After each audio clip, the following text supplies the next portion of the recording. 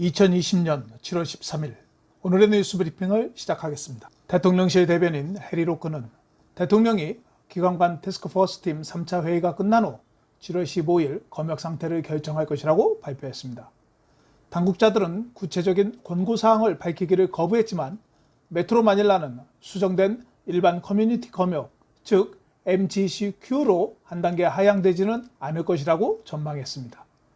한편 해리 로크 대변인은 대통령은 지난 7월 3일부터 고향인 다바오에 머물고 있으며 이번 주 마닐라로 돌아올 것이지만 보안상의 이유로 정확한 일정은 알려줄 수 없다고 말했습니다. 필리핀 보건부는 오늘 오후 4시에 코로나 확진자가 836명이 증가하여 총 57,006명으로 증가했다고 발표했습니다. 오늘 자료를 제출한 실험실이 전체 82개 중 57개로 나머지 25개는 지연이 되는 것인지 누락이 되는 것인지 궁금합니다. 사망자도 65명이 증가했습니다. 회복한 환자는 1일 기준으로 가장 많이 회복한 4,325명이 회복하여 2371명이 회복했습니다. 지난주까지 회복률이 25%대였는데 이번 주는 35.7%로 10% 증가했습니다. 한편 필리핀 보건부는 12일 일요일 코로나 확진자에 대한 발표를 오후 7시 30분에 발표한다고 밝혔으나 오후 11시경에 13일 오전 8시 30분으로 변경했습니다. 보건부가 오늘 오전 8시 30분에 발표한 코로나 확진자는 2,124명이 증가해 총 56,259명으로 증가했습니다. 코로나 확진자 발표 형식도 기존 발표에서는 확진자를 강조했는데 오늘 자료부터는 입원해 있는 확진자 숫자를 강조해 전체적인 숫자를 줄여 부르는 의도인 것 같습니다. 코로나 확진자 중 여전히 수도권에서 459명이 발생하고 있고 세부가 273명으로 뒤를 따르고 있습니다. 전체 38,679명의 환자 중 92.2%가 경상인 것으로 알려졌습니다. 한편 사망자는 최근 가장 많이 증가한 162명으로 1,534명이 사망했습니다. 7월 12일 발표한 사망자에 대한 자료를 살펴보면 5월에 20명, 6월에 90명, 7월에 51명이 사망했으며 7월 첫 주에 33명, 두 번째 주에 18명이 사망한 자료가 업데이트됐다고 보건부가 발표했습니다. 2개월 지난 사망자의 자료를 업데이트하는 게 과연 필요한지 궁금합니다. 국가적으로 심각한 전염병에 대한 자료는 시간이 생명일 텐데 2개월씩 늦는 자료가 과연 국민들에게 얼마나 신뢰를 줄 수 있을까 생각해 봅니다. 7월 12일 기준 지역별 사망자 수는 수도권이 22.8%였으며 세부 지역이 61.1%로 가장 높았습니다. 중요한 것은 사망자 중 확인되지 않은 사망자의 비율도 7.4%라는 것입니다. 필리핀의 현재 사망률은 세계 평균 4.5%보다 낮은 2.7%를 기록하고 있고 양성률을 세계 평균보다 높은 7.8%를 기록하고 있습니다. 필리핀의 재생산지수는 세계 평균 2에서 3명인데 1.23명으로 낮게 나타나고 있지만 추적에 대한 자료가 정확한지 의심이 가는 부분입니다. 재생산지수가 1.23이라는 것은 한 명이 1.23명에게 바이러스를 전파하는 것입니다. 재생산지수가 1보다 작으면 사실상 다른 사람을 감염시키지 않는다고 전문가들은 보고 있습니다. 필리핀 보건부는 7월 11일까지 총 90만 8,779명을 검사했으며 검사소는 전국에 85개가 인증되어 있다고 밝혔습니다. 필리핀의 가장 유명한 세인트루크의 쾌존과 보니파시오 병원, 마카티 메디칼 센터 병원이 중환자실이 포화 상태로 추가 환자를 받을 수 없다고 밝혔습니다. 세인트루크 병원 관계자는 13일 중환자실이 최대 용량에 도달했음을 대중들에게 알리고 싶다고 전했으며 마카티 메디칼 병원은 중환자실에 대한 환자를 더 이상 수용할 수 없다고 진심으로 사과드린다고 전했습니다. 필리핀 대부분의 국민들은 ABS-CBN의 리뉴얼 불허가 언론의 자유에 대한 공격이라고 생각하는 것으로 조사됐습니다. 7월 3일부터 6일까지 실시된 설문조사에서 응답자의 56%는 언론 탄압이라고 답했으며 76%는 ABS-CBN의 방송을 재허가해야 한다고 응답했습니다. 한편 지난 10일 필리핀 하원 독전사업권위원회는 ABS-CBN의 방송 사업권 연장안을 압도적인 찬성으로 부결했습니다.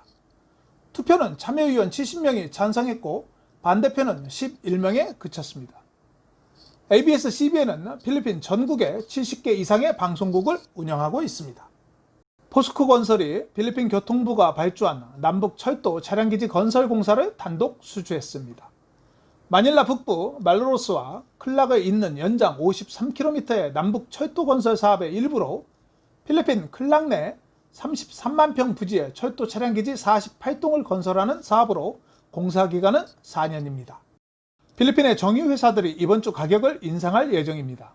디젤은 리터당 0.3에서 0.4페소 인상되며 휘발유는 리터당 0.55에서 0.65페소 인상 예정입니다.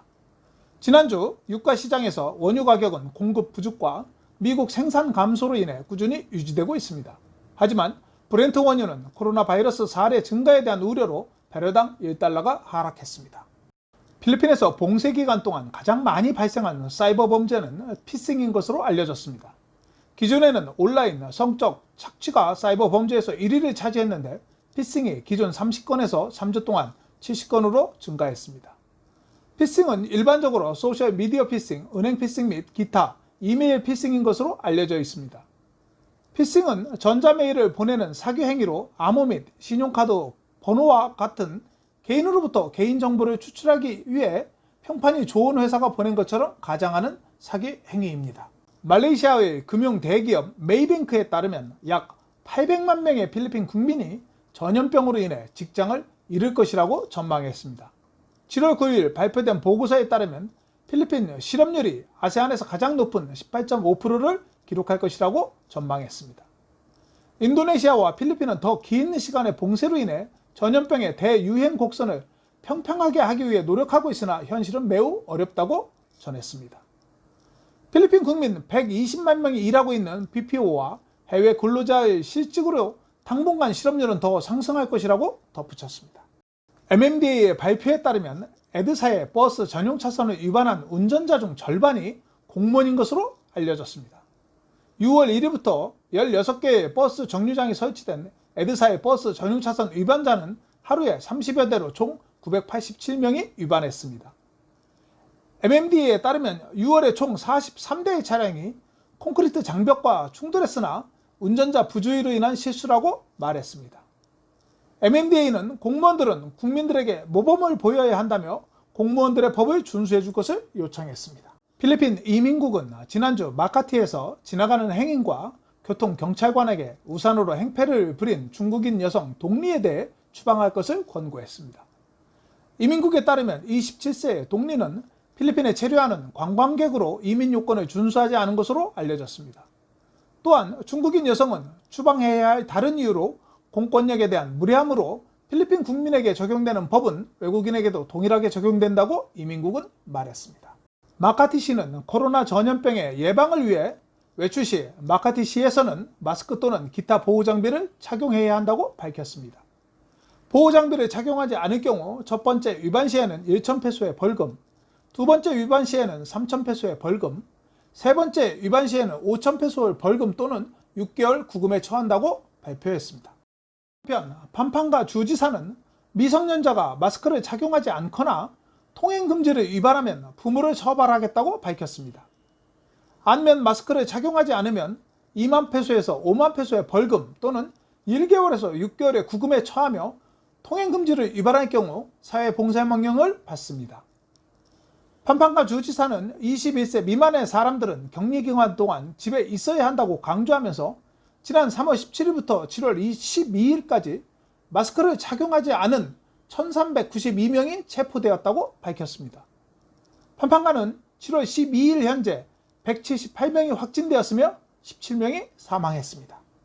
막탄 세부공항의 필리핀 공항으로는 처음으로 코로나 바이러스 검사소가 개설되었습니다. 세부공항에 400평방미터의 실험실을 개설하여 1일 1,500에서 3,000건의 RT-PCR 테스트를 처리할 수 있다고 공항 관계자가 밝혔습니다. 이번 실험실 개설은 OFW의 입국과 함께 향후 외국인 입국을 위한 사전 준비 작업인 것으로 알려졌습니다. 세부시는 코로나 바이러스로 인한 사망자가 증가하자 새로운 묘지를 조성하기 위해 300개가 넘는 마호가니 나무에 대한 벌목 허가를 환경부가 발부했다고 발표했습니다. 한편 세부시는 정부 소유의 30헥타르 부지 중에 3에서 5헥타르의 임야에 공동묘지를 조성하고 있습니다. 세부 지역은 7월 11일 현재 11,772명의 양성 확진자가 발생했으며 4,900명이 회복하고 533명이 사망했습니다. 필리핀 관광부는 필리핀의 관광의 한 틈새 시장으로 외국 학생들에 대한 영어 교육 시장을 확대할 것을 제안했습니다.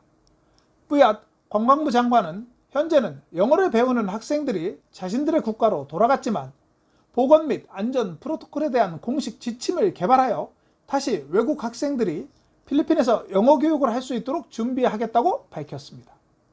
필리핀에서 영어 교육을 위해 유치할 수 있는 국가는 아시아 국가, 중동 및 영어 이외의 유럽 국가의 학생들에게 문화가 열려 있다고 덧붙였습니다.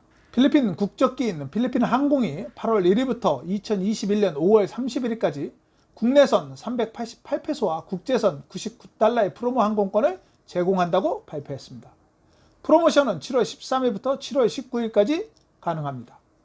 할인 항공권은 항공사의 공식 웹사이트, 필리핀 항공 발권사무소, 여행사, 모바일 앱을 통해 예약할 수 있습니다. 필리핀 리베라 골프장에서 연습한 김주영 선수가 한국에서 첫 우승을 달성했습니다. 비가 오는 가운데 치러진 군산CC 오픈 대회 마지막 날 끝까지 땀을 쥐게 하는 경기를 펼친 끝에 최종 16언더파 268타로 생애 첫 KPGA 우승을 차지했습니다. 김주영 선수는 이번 대회 우승으로 프로 최연소 우승 기록과 함께 입단 3개월 17일 만에 우승하는 진기록을 세우기도 했습니다. 한편 김주영 선수가 우승하는 장면은 지난 대회의 시청률과 비교하여 3배 상승한 것으로 알려졌습니다. 김주영 선수는 이번 주 16일부터 태안 솔라고 CC에서 개최되는 세 번째 대회에 참가해 시즌 2승에 도전합니다. 한국질병관리본부의 자료에 따르면 지난주 필리핀에서 입국한 5명이 코로나 바이러스 확진자로 밝혀졌습니다. 11일 새벽 입국한 30대 필리핀 국적 결혼 이민자는 거주지 군산으로 이동해 검체를 채취해 양성 확진을 받았으며 서산에 사는 40대 여성은 필리핀에서 4년간 거주하다 11일 입국해 자가격리 중 확진 판정을 받았습니다. 한편 인천시는 11일 새벽 입국해 인천의 한 오피스텔에서 자가격리 중인 30대 남성과 아동 2명이 확진을 받았으며 동거인 여성은 음성 판정을 받았습니다. 오늘 환율은 1달러에 49.45로 마감되었으며 원달러 환율은 1202원 41전을 기록했습니다. 페소에 대한 원화는 1페소에 24.32원으로 마감되었습니다. 오늘의 날씨입니다. 필리핀 동쪽 해상에서 발생한 제3호 태풍 카리나는 북서쪽으로 이동하여 15일 수요일에 저기압으로 약화될 전망입니다. 필리핀 기상청은 폭우 또는 장기간의 강우로 인한 홍수와 산사태가 발생할 수 있다고 경고했습니다. 필리핀에는 매년 20개의 태풍이 상륙하며 7월에는 최대 4개가 예상됩니다. 내일 일출은 오전 5시 35분, 일몰은 6시 29분입니다. 오늘 소식은 여기까지입니다. 감사합니다. 오늘 내용이 좋으셨다면 좋아요와 구독하기, 알림 설정을 부탁드립니다. 시청해 주셔서 감사합니다.